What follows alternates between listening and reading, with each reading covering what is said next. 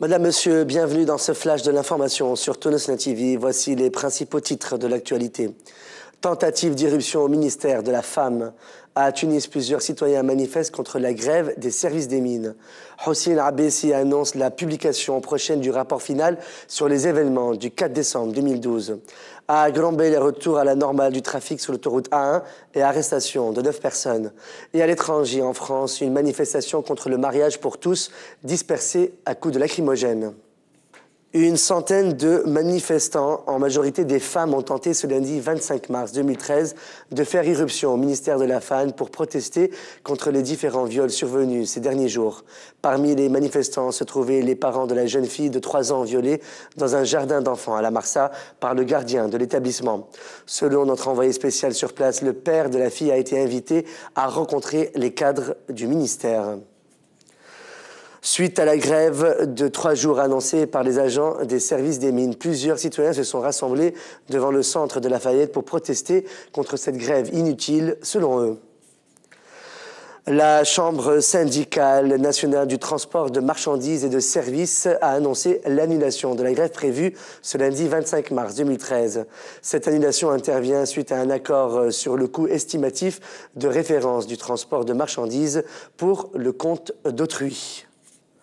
Les agents de la Société tunisienne des industries de raffinage à Zalzouna ont entamé ce lundi 25 mars 2013 une grève ouverte. Le secrétaire général du syndicat de base de la STIR, Nabil Toueti, a déclaré que les agents revendiquent la régularisation de leur situation professionnelle ainsi que l'octroi des privilèges juridiques auxquels ils ont droit. Nabil Toueti a en outre menacé d'amplifier le mouvement de protestation au cas où l'autorité de tutelle continuerait à faire l'autruche.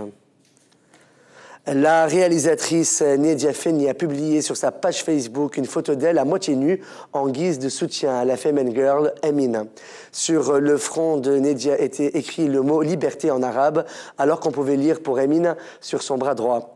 Notons que Nedia Fenni a été parmi les premiers signataires d'une motion appelant à faire du 4 avril 2013 une journée de soutien à Emina.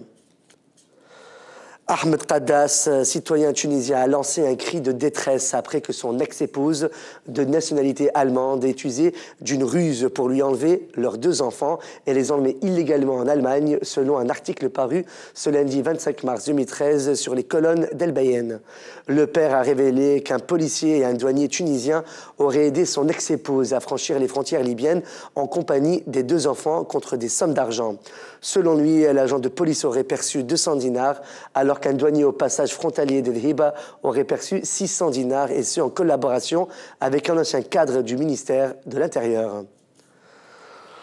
En marge d'une conférence de presse par l'Union générale tunisienne du travail, l'UGTT, dans le cadre de sa participation au Forum social mondial, le secrétaire général de la centrale syndicale, Hossein Abbessi, a annoncé que le rapport final sur les événements de la place Mohamed Ali du 4 décembre 2012 sera publié incessamment, même s'il n'y a pas consensus avec les autorités.